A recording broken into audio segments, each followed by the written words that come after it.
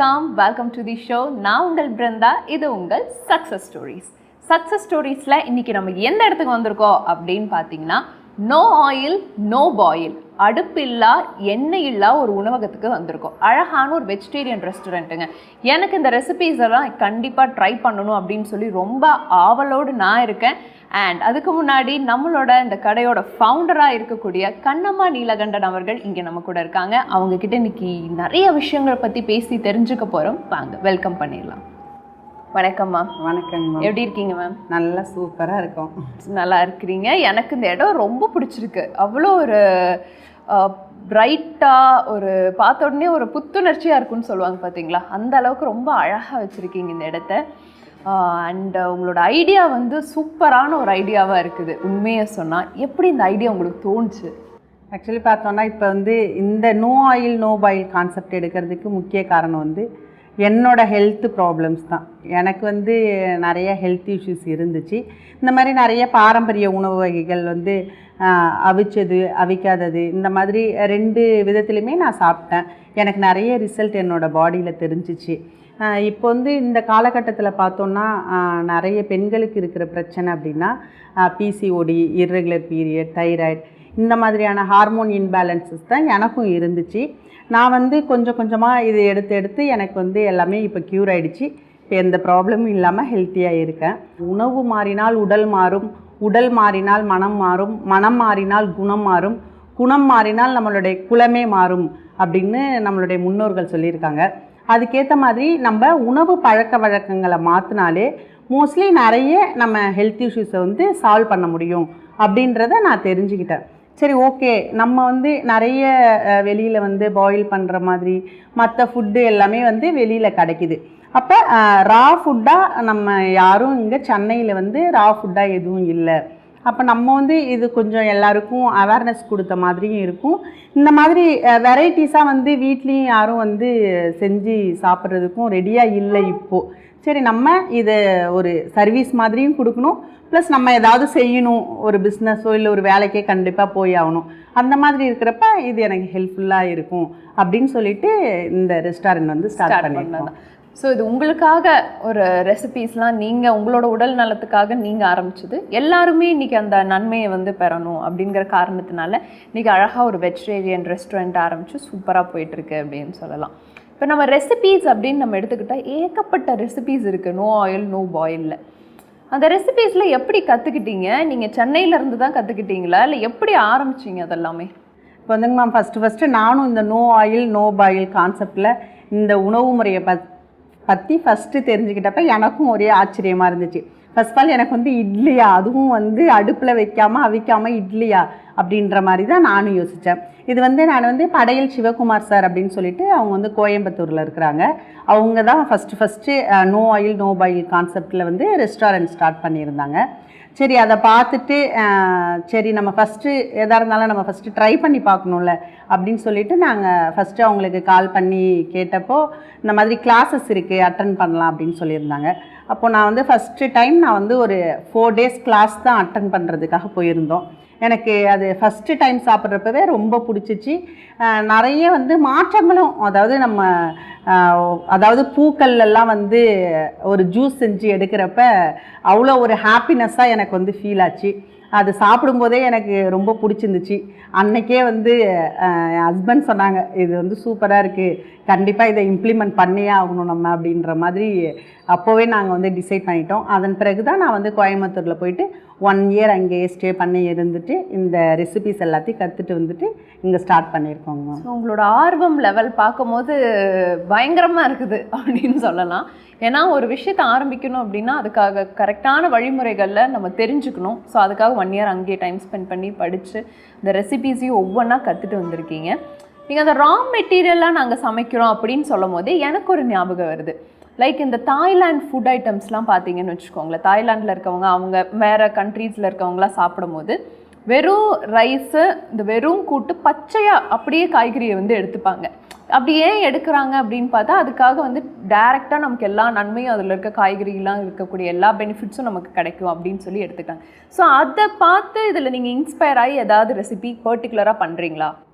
இல்லை, இப்போ இது வந்து இந்த ஸ்டைல் பார்த்தோன்னா நம்ம எல்லாமே நம்மளுடைய பாரம்பரிய உணவு முறைகள் எப்படி நம்ம முன்னோர்கள் என்னென்ன சாப்பிட்டாங்களோ அந்த மாதிரி நம்மளுடைய பாரம்பரிய நெல் வகைகள், நாட்டு காய்கறிகள், மூலிகைகள், மலர்கள் இதிலேருந்து தான் நம்ம வந்து இப்போ ரெடி பண்ணி கொடுக்குறோம்.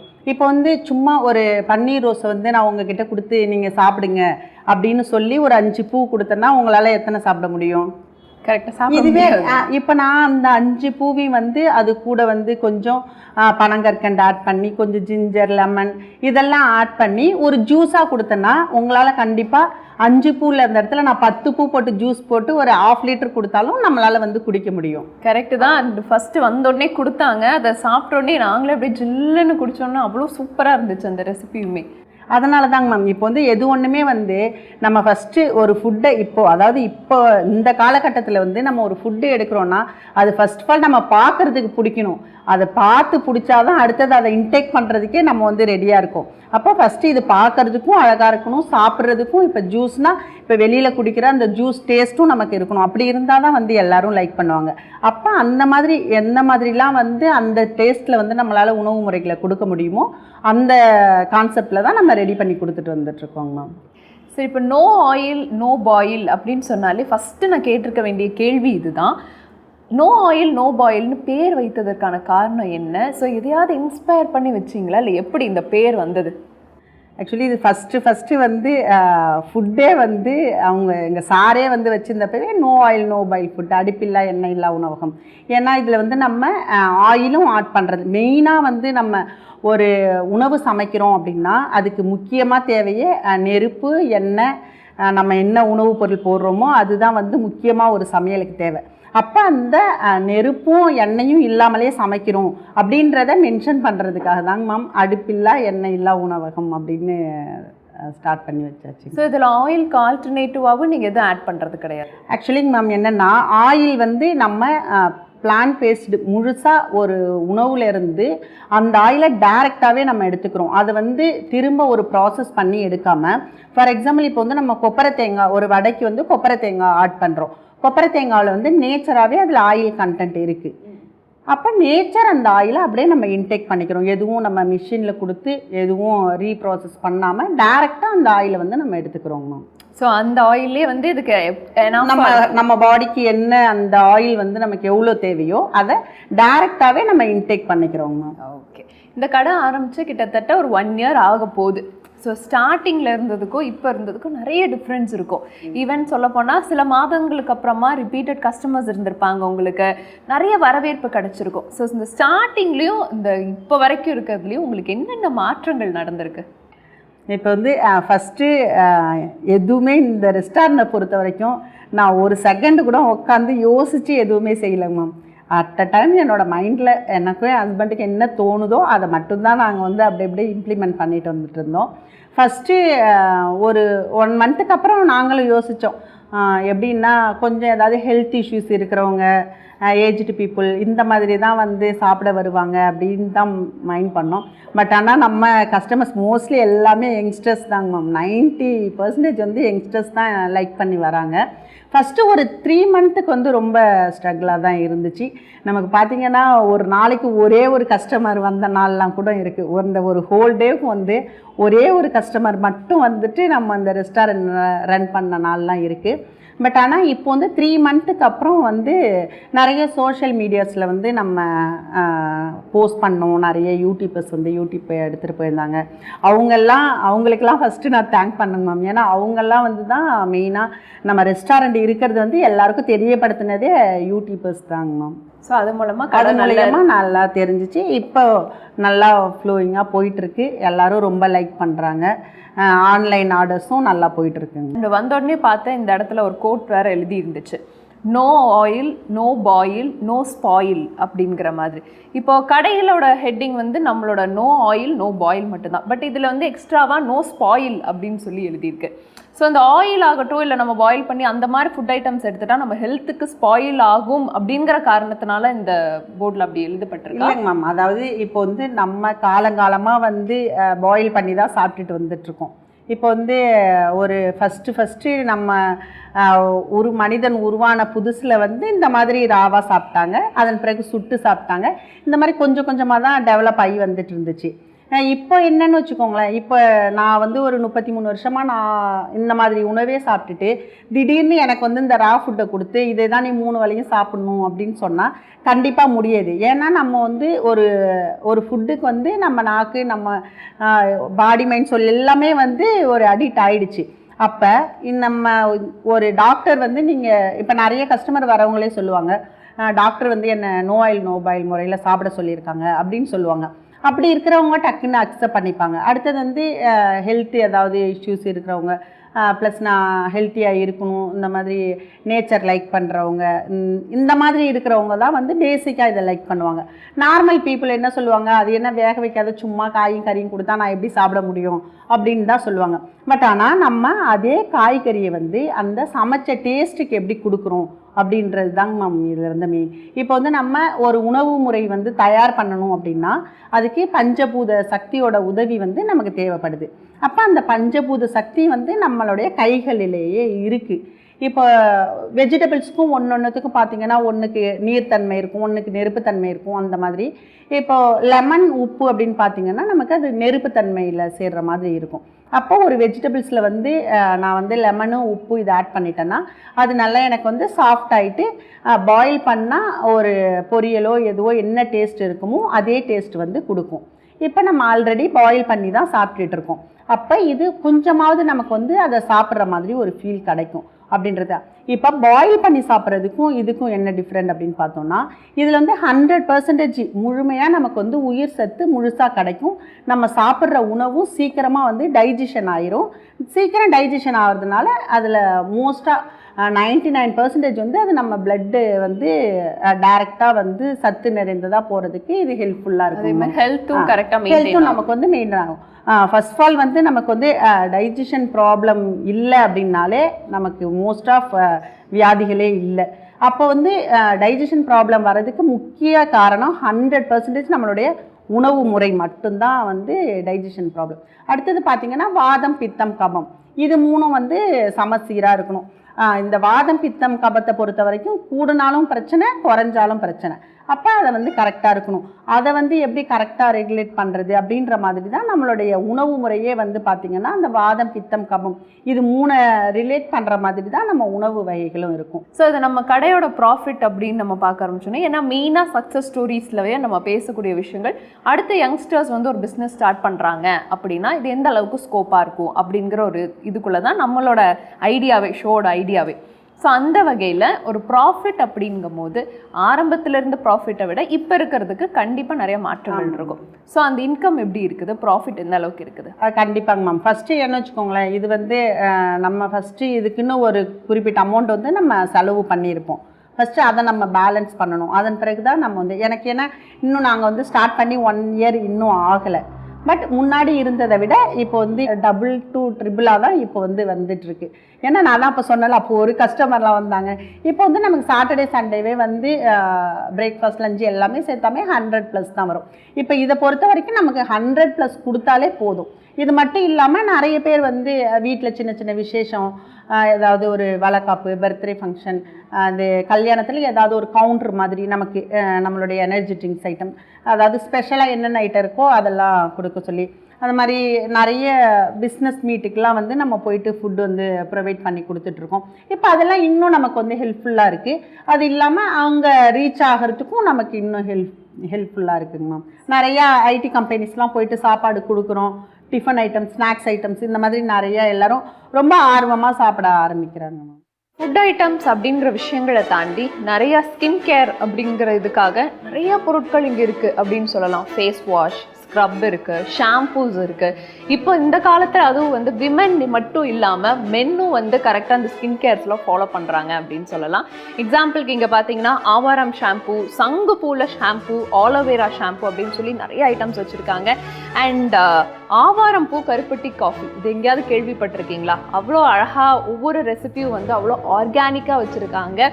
அண்ட் தோசாலே வந்து அவ்வளோ டிஃப்ரெண்ட் டைப்ஸ் ஆஃப் தோசா, சப்பாத்தீஸில் அவ்வளோ டிஃப்ரெண்ட் டைப்ஸ் ஆஃப் சப்பாத்தீஸ் வச்சுருக்காங்க. ரொம்பவே ஒவ்வொன்றையும் அழகழகாக வந்து டிசைன் பண்ணியிருக்காங்க. அண்ட் உடன் டாய்ஸ் வச்சுருக்காங்க. கிட்ஸ் எல்லாம் இந்த இடத்துக்கு வந்தாங்க அப்படின்னா அவங்களோட மூட் செட் வந்து ரொம்ப அழகாக அவங்க ஜாலியாக என்ஜாய் பண்ணுவாங்க அப்படின்னு சொல்லலாம். அவ்வளோ பியூட்டிஃபுல்லாக இருக்குது. ஸோ ஒவ்வொன்றா பாருங்கள்.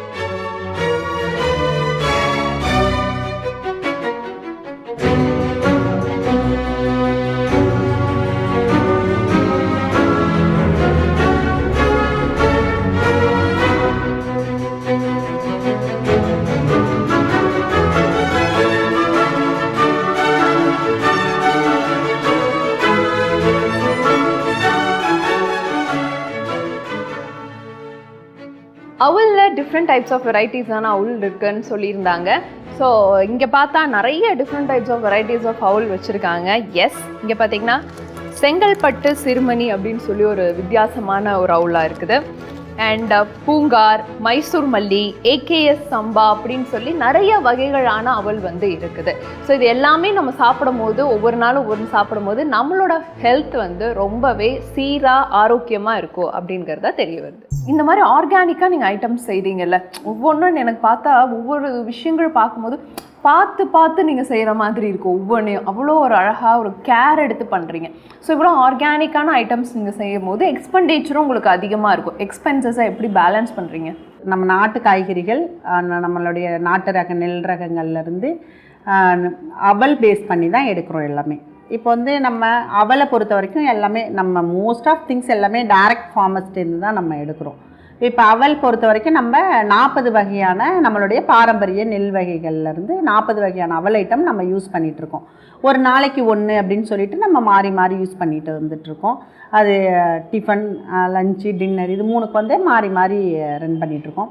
வெஜிடபிள்ஸ் பொறுத்த வரைக்கும் நம்ம வந்து மோஸ்ட்டாக எல்லாமே வந்து நம்மளுடைய நாட்டு காய்கறிகள், அதாவது நம்ம ஊரில் விளையிற காய்கறிகள் தான் மோஸ்ட்டாக எல்லாமே நம்ம வந்து இதில் யூஸ் பண்ணிகிட்ருக்கோம். அடுத்து பார்த்தோன்னா நம்ம வந்து இதோட மெத்தடே பார்த்திங்கன்னா சோக்கிங், மிக்சிங், பைண்டிங் இந்த 3 மெத்தடில் தான் நம்ம வந்து ரெடி பண்ணி கொடுத்துட்ருக்கோம். இப்போது நம்ம இதுக்கு வந்து நிறைய காய்கறியும் வந்து நம்ம கிலோ அப்படியே ஒரு 5 kg 10 kg அப்படி வாங்குற மாதிரியானலாம் இருக்காது நம்மக்கிட்ட பார்த்திங்கன்னா மேக்ஸிமமே ஒரு சாட்டர்டே சண்டே அப்படின்னாலே ஒரு பிலோ 5 kgக்குள்ளே தான் நம்ம வந்து வெஜிடபிள்ஸ் எல்லாமே எடுப்போம். அப்போ அதுக்கேற்ற மாதிரி தான் நம்ம வந்து நிறைய இதில் வேஸ்டேஜ் ஆகாதுங்கம்மா. மெயின் என்னென்னா ஒரு பொருள் வந்து நிறைய வேஸ்டேஜ் ஆகுது அப்படின்னா தான் நமக்கு அந்த இடத்துல வந்து லாஸ் நிறைய வரும். மெயினாக வேஸ்டேஜ் இல்லைனாலே நம்மளால் சூப்பராக ரன் பண்ணி எடுக்க முடியும். ஸோ இங்கே எனக்கு முன்னாடி இங்கே நிறைய வெரைட்டிஸ் வச்சுருக்காங்க. என்னென்னு பார்த்தீங்க அப்படின்னா தூய மல்லி சாதம், வாழைப்பூ வடை, பீட்ரூட் பிரட்டல், புதினா துவையல், வெள்ளரிக்காய் பச்சடி, அண்ட் இது என்னென்னா பீட்ரூட் நெல்லிக்காய் ஊறுகான்னு சொல்லியிருக்காங்க. இது கேட்கவே ரொம்ப டிஃப்ரெண்ட்டாக இருக்குது. லெமன் சாதம் அண்ட் புடலங்காய் பொரியல். இது வந்து ஸ்ப்ரவுட்ஸ் ரொம்ப டெலிஷியஸாக ஃப்ரூட்ஸ் எல்லாம் ஆட் பண்ணியிருக்காங்க. அண்ட் பீடா, இதுவே வந்து டிஃப்ரெண்ட்டாக இருக்குது. அண்ட் இந்த பக்கம் பார்த்தீங்க அப்படின்னா வெண்பூசணி சாம்பார் வச்சுருக்காங்க. அண்ட் கோவக்காய் குழம்பு அண்ட் மோர் வந்து தேங்காய் பாலில் செஞ்சுருக்காங்க. ரசம் வந்து துளசி ரசம் வச்சுருக்காங்க. அண்ட் இது வந்து ஒரு எனர்ஜி ட்ரிங்க், அதுவும் வந்து சங்குப்பூவில் செஞ்சுருக்காங்க. அண்ட் திஸ் இஸ் எனக்கு ஸ்வீட்டு டெசர்ட்னால் ரொம்ப பிடிக்கும். ஸோ இது வந்து என்னன்னு பார்த்தீங்கன்னா பாயாசம், அதுவும் வந்து பாதாம் பிசும் பாயாசம் செஞ்சுருக்காங்க. இது எல்லாத்தையும் நான் டேஸ்ட் பண்ண போகிறேன்ப்பா அப்படின்னு சொல்லலாம். ஸோ சின்னதாக கொஞ்சமாக அந்த ரைஸ் எடுத்துகிட்டு பார்க்கலாம்.